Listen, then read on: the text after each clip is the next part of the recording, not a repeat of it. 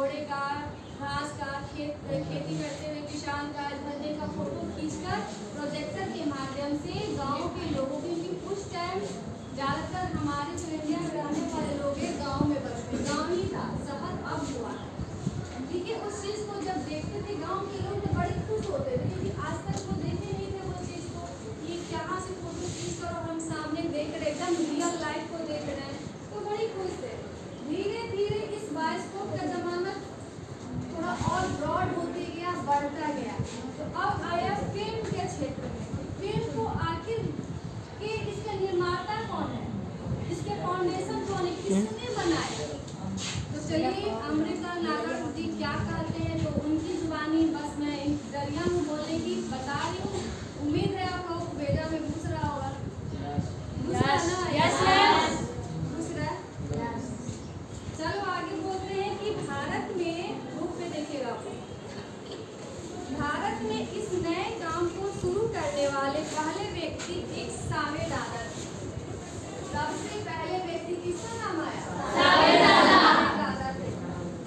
दुर्भाग्यवश उनका असली नाम मैं भूल गया, ये मैं नहीं बोल रही, ये पर्सनल सावे दादा से ये अमृतलाल नागर मिले थे, इनके फ्रेंड थे वो। क्यों, कौन थे ये? दोस्त थे। कि ये क्या देखें अपनी, यानी अपनी फीलिंग्स अनुभव करें, यानी जो फील किए हैं, जो अनुभव फील किए, वही चीज़ को आपकी बुक में लिखे हुए हैं कि कहाँ जब कहाँ गए, कहाँ से ट्रेन पकड़ी, किस व्यक्ति से मिले, कौन से व्यक्ति ने इनको सपोर्ट किया, किसने कोटेशन लिखा, हर चीज़ के बारे में जो मुख्य बातें हैं आपको इस चीज़ में देखने को मिलेगी। तभी तो लिखा है मुख से संवाद फिल्मों तक भारतीय चित्रपट, बिना बोलती हुई फिल्म से बोलती हुई फिल्म का जो सफर है, जो यात्रा है, जो यात्रा वृतांत है, उसके बारे में इन्होंने बताया थोड़े से कम शब्दों में। ठीक है, तो भारत में इस नए काम को शुरू करने वाले पहले व्यक्ति एक सावे दादा थे। दुर्भाग्यवश उनका असली नाम मैं भूल गया, मतलब उनका दुर्भाग्यवश उनका असली नाम मुझे नहीं पता, सावे दादा याद हो सकता, उनका रियल नाम कुछ और हो। मैं सन 1941 में जब स्वर्गीय मास्टर विनायक की एक फिल्म, स्वर्गीय यानी कि जा चुके हैं, हम बोले थे 1940 से 1947 तक वो मुंबई में थे, बताया था ना बायोग्राफी में।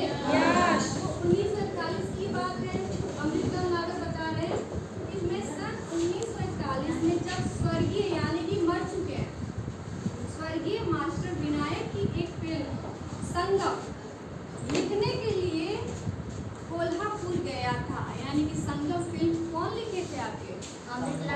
अमृतलाल नागर जी यही लिखे थे। तो संगम फिल्म बहुत फेमस हुई थी उस जमाने में, जो पुराने जमाने था ना, उस टाइम संगम फिल्म का जमाना था, हाईलाइट था, सब लोग देखा करते। उसके लेखक थे आपके अमृतलाल नागर जी। ये जब लिख करके तब इन्हीं की लिखी हुई चीज को फिल्म में अवतरित किया गया, बनाया गया। तो कोल्हापुर गया था, तब शालिनी स्टूडियोज में उनके दर्शन प्राप्त करने का सौभाग्य मुझे मिला था, यानी कि उस टाइम वो बहुत बड़े आदमी थे, सामने था। तो ये फिल्म जब लिखने के लिए गए, जिस स्टूडियो में गए थे, फिल्म की शूटिंग चल रही थी, उसी स्टूडियो में ये वहाँ मौजूद थे, बैठे हुए थे, क्योंकि डायरेक्टर हुआ करते, देखते थे सब चीज़ सही से परफेक्ट हो रहा है कि नहीं हो रहा, शूटिंग सब अच्छे से चल रहा है कि नहीं। यही बोल रहे हैं, मुझे सौभाग्य से उनका दर्शन करने को मिला था।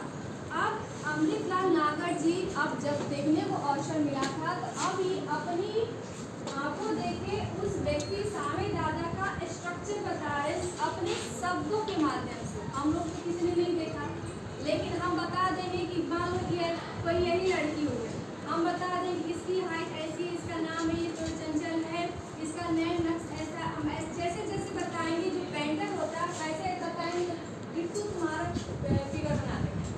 पेंटर को हम ऐसे ना बना के बता करते हैं, ऐसे ही ये बता रहे हैं कि सावे दादा सामने से कैसे दिखते हैं। चलिए हम आगे बढ़ते हैं, क्या दिखते हैं, बता कैसे रहे हैं अमृतलाल नागर जी कि मझोले करके गोरे चिट्टे, यानी कि हाइट ज़्यादा नहीं, छोटा हाइट है, ठीक है, मझोले करके गोरे चिट्टे दुबली पतली काया वाले, यानी कि दुबले पतले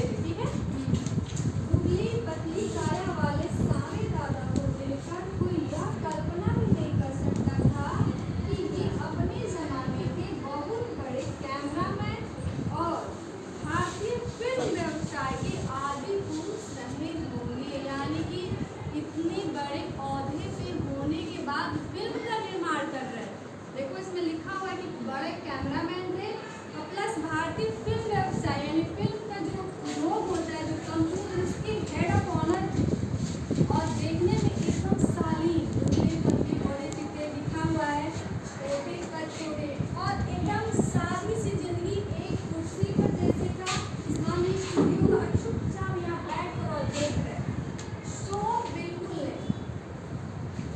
किसी कोई भी पोस्ट आपको मिले, अपने पोस्ट के प्रति ईगो कभी नहीं करना चाहिए। जिस दिन तुमको अपने पोस्ट कोई भी चीज़ को लेकर ईगो या घमंड आ गया, इट मीन्स उसके बाद से आपकी लाइफ जो आप ऐसे बढ़ रहे थे ना, वो धीरे धीरे ऐसे हो जाओगे। कोई भी काम करो उसको ईगो नहीं, प्रेम से करो। तुम्हें वो क्वालिटी अच्छी बात है तो प्रेम से करो। किसी को हो सकता है तुम्हें वो क्वालिटी किसी में दूसरी क्वालिटी हो। भगवान ने ऊपर से आपको भेजा है ना, सब में एक एक क्वालिटी विशेष है, सब में है। ऐसा कोई इंसान नहीं जिसमें एक विशेष क्वालिटी नहीं है। कोई समय रहकर पहचान लेता है और किसी को टीचर के माध्यम से टीचर देख लेता है हर एक स्टूडेंट में कि वो किस क्षेत्र में हो जाएगा तो उसका भविष्य जो है उज्जवल होगा। कौन सी लाइन पढ़ेगा, कौन सी बुक पढ़ेगा तो इस क्षेत्र में उसको सफलता इसी में मिलेगा। लेकिन बच्चे, खासकर तुम्हारे जैसे बच्चे, अगर टीचर तुमको गाइडलाइन करते तो तुम उसको हैवी लेते हो, हल्के में लेते हो। लेकिन हम सबको रीड कर लेंगे कौन कितने क्या है, कौन पढ़ने वाला है, कौन यहाँ टाइम पास करने आ रहा है, कौन किस, सभी को यहाँ रीड कर चुके हैं। मानो तो वही घोड़ा वाला जो कल एग्जाम्पल बोले ना, सबसे अच्छा एग्जाम्पल है। जब तुम लोग नहीं करोगे तो लगाम को छोड़ना पड़ेगा ना, और छुड़वाएगा कौन?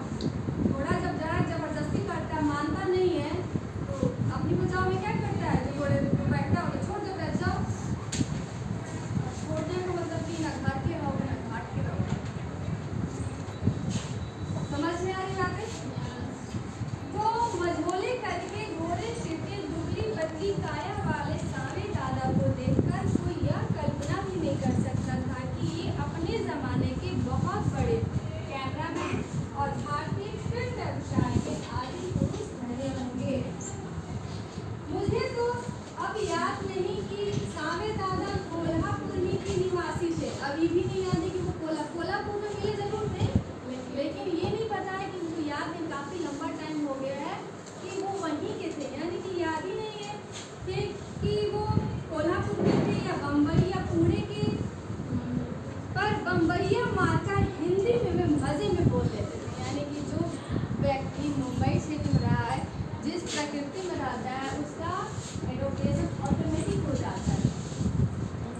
जैसे मैं वहाँ, मेरा जो पोस्टिंग उधर नेपाल साइड हुआ था, तो हम वहाँ स्पेशली मैथिली सीखने नहीं गई थी, वो ऑटोमेटिक मेरी लैंग्वेज में आ गया था।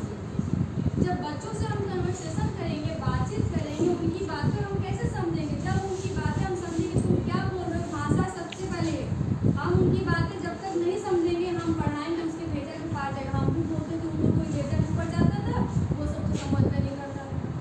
तो हमको अपनी चीज़ें पढ़ाने के लिए उन सभी को मेरी भाषा सीखनी पड़ी और हमको उन सभी की भाषा को सीखना पड़ा, ताकि हमको तो पढ़ाना है, जब तक भाषा का आदान प्रदान नहीं होगा चीज़ें कैसे समझ में आएंगी?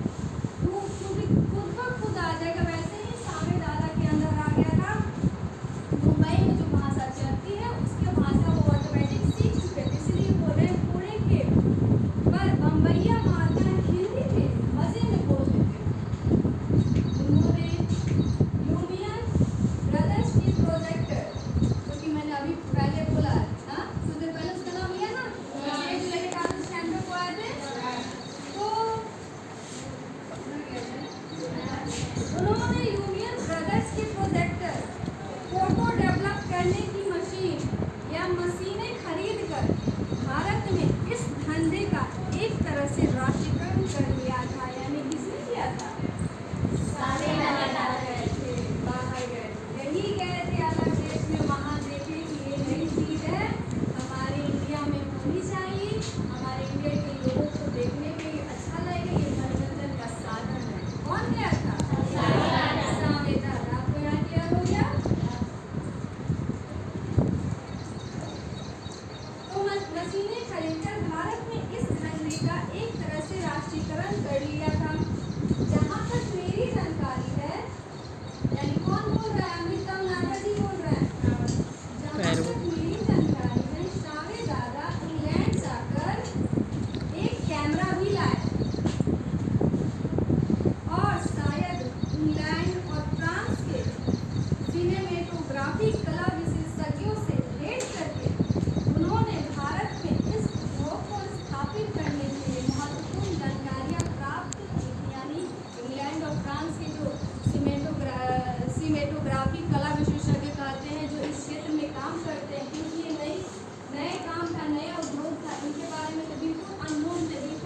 जानकारी नहीं थी। उन लोगों से जब ये नई चीज़ें हुई तो बैठ कर उनको पहले कैमरा खरीदा, फोटो डेवलप करने की मशीन खरीदी, फिर उसको कैसे चलाना है, कैसे यूज करना है, हर चीज़ के बारे में उनसे जानकारी ली, तब जाके इंडिया में आज मुंबई में वाटसन पोर्टल में इसका प्रदर्शन किया। किसने किया था? सावे दादा ने। इनके ही नेतृत्व में हुआ था, लेकिन किया गया था लुमियर ब्रदर्स के एजेंट जो फ्रांस के रहने वाले हैं। दिमाग में यही रखो, कहीं जाओ मत। इसमें पूरा जो चैप्टर है ये जीके से भरा पड़ा है, एक एक लाइन जीके से भरा पड़ा है। जीके मतलब समझ लो ना, जनरल नॉलेज। आगे बढ़ते हैं, बढ़े ना।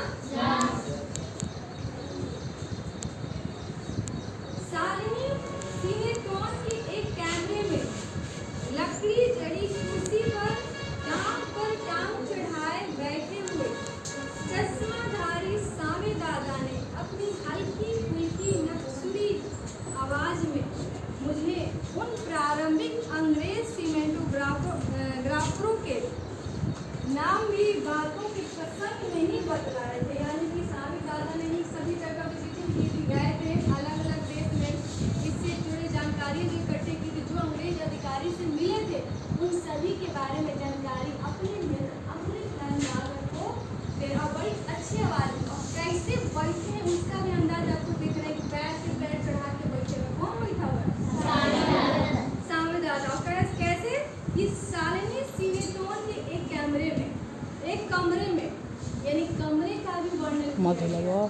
देखो एक एक चीज पहले को इन्होंने नहीं छोड़ा, सभी चीज को इन्होंने पकड़ लिया। किसने? यही रखो, चलो आगे।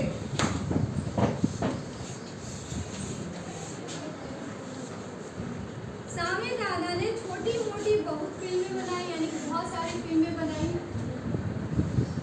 भारत के प्रसिद्ध गणितज्ञ और कैम्ब्रिज विश्वविद्यालय के प्रथम भारतीय छात्र सर आर.पी.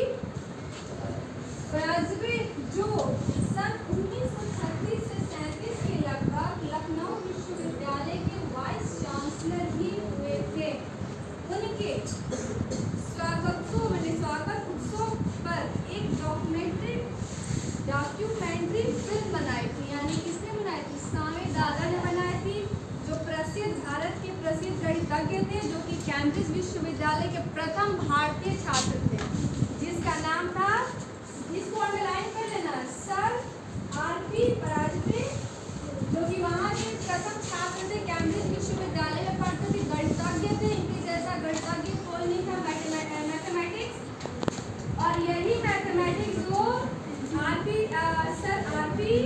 ब्राजवे जो थे सन 1936 से 37 के लगभग, जो लखनऊ विश्वविद्यालय है, लखनऊ विश्वविद्यालय, वहाँ पे वो वाइस चांसलर के पद पर आसीन भी थे।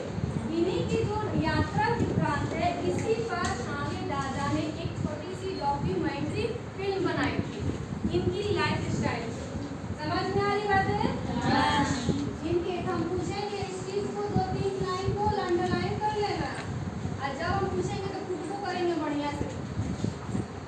अब बिना लग रहा के काम नहीं बनेगा।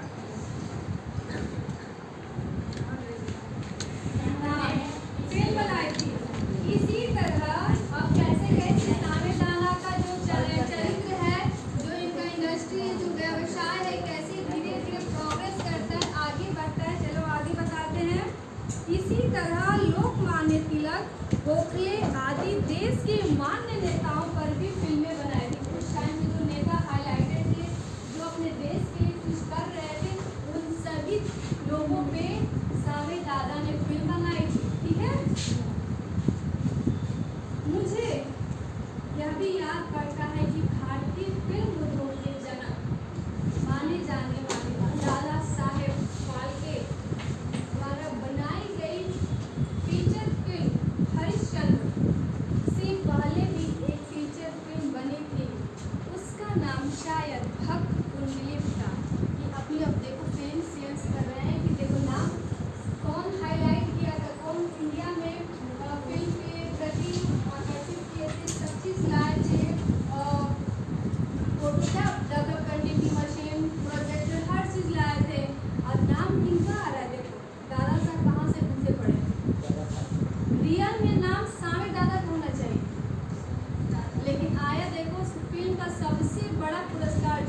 फिल्म ब्लॉकबस्टर हो जाता है ना, जो ज़्यादा हाईलाइटेड हो जाता है, उस पिक्चर को अवार्ड दिया जाता है।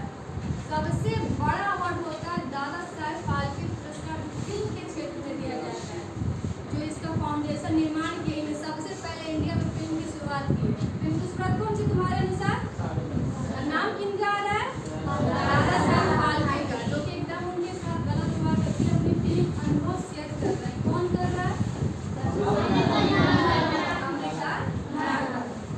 तो वही बता रहे कि मुझे यह भी याद पड़ता है कि भारतीय फिल्म उद्योग के जनक माने जाने वाले दादा साहेब फाल्के द्वारा बनाई गई फीचर फिल्म हरिश्चंद्र, यानी हरिश्चंद्र से पहले भी एक फीचर फिल्म बनी थी। उसका नाम शायद, यानी कि कंफर्म नहीं है, शायद अक्षकुंडली था। इस लाइन को अंडरलाइन कर दें। दुर्भाग्यवश यानी कि उसकी फीचर फिल्म पे इनको डिनोट कर दिया गया है कि फिल्म के जनक दादा साहेब फाल्के को माना जाने लगा, लेकिन वही सारे उससे भी पहले फीचर फिल्म आई थी जिसका नाम था भक्त कुंडली। इसलिए इसके अनुसार सांवे दादा का होना चाहिए फिल्म उद्योग के जनक, जो कि नहीं है। तो वही बोल रहे हैं कि दुर्भाग्यवश मैं उसके निर्माता का नाम भूल चुका हूँ। देखो, इनको याद है कि हरिश्चंद्र के पहले भक्त कुंडली आई थी, लेकिन इनको याद है काफी टाइम हो चुका है, लेकिन इनको ये याद नहीं है कि इसके निर्माता कौन है, सांवे दादा ने लिखा है, कौन लिखा है, हाँ, कौन बनाया है, इनको याद है। इसलिए दुर्भाग्यवश मैं उसका निर्माता का नाम भूल चुका हूँ। इनका नाम था दादा साहेब, 16वें संपादक। हो सकता है वो फिल्म दादा साहेब फाल्के ने ही बनाई, हो सकता है, कंफर्म नहीं है, हो सकता है बनाई हो। जो भी हो, इतिहास में जो हिस्ट्री जो इतिहास में दादा साहेब फाल्के को ही भारतीय फिल्म उद्योग का जनक माना, सांवे दादा को नहीं। ये बड़ी दुखद बात है, लेकिन होना चाहिए सांवे दादा। लेकिन पूरी इंडिया ने किसको मान लिया? दादा साहेब फाल्के को मान लिया, जबकि होना चाहिए कौन? सांवे दादा। इसका कारण शायद यह भी हो सकता है कि दादा साहेब फाल्के ने केवल एक ही नहीं वरन कई फीचर फिल्म एक के बाद एक बनाई, और इस प्रकार उन्होंने ही इस उद्योग की न्यूज जमाई। हो सकता है, यानी कि दोनों में ये कंफर्म नहीं है। कौन कंफर्म नहीं है? अमृतलाल नागर कंफर्म नहीं है। हो सकता है कि एक, जैसे कि हरिश्चंद्र फेमस हो गया तो एक पे एक बहुत सारी फीचर फिल्म बनाई हो, इसके वजह से भी ये उपाधि उनको मिल गई हो कि फिल्म के जनक उन्हीं को कहा जाएगा, दादा साहेब फाल्के को, सांवे दादा को नहीं। सांवे दादा इनसे शायद कुछ कम बनाया, हो सकता है, इनको कोई चीज कंफर्म नहीं है। ये सारी बातें अपने कह रहे हैं। सांवे दादा ने छोटी मोटी डॉक्यूमेंट्री फिल्म तो बहुत बनाई, और समय को देखते हुए पैसा भी अच्छा ही कमाया। और यदि पहली फीचर फिल्म भक्त कुंडली उन्हीं की बनाई सिद्ध हो तो भी उनकी अपेक्षा दादा साहेब फाल्के को ही भारतीय फिल्मों का जनक मानना मेरी समझ में उचित है। दादा साहेब, यानी इनकी नज़र में ही बोल रहे हैं कि दादा साहेब फाल्के उचित है, ये उपाधि उन्हीं के लिए सुटेबल लग रही है। भारत सरकार ने भी फिल्म के सर्वोच्च पुरस्कार को, देखो यहाँ लिखा उसको भी हम बोले कि भारत सरकार ने भी फिल्म के सर्वोच्च पुरस्कार को दादा साहेब फाल्के पुरस्कार का इतिहास की वंदना की। यानी कि इस चीज को भारत सरकार की मान ली कि फिल्म के जनक कौन है?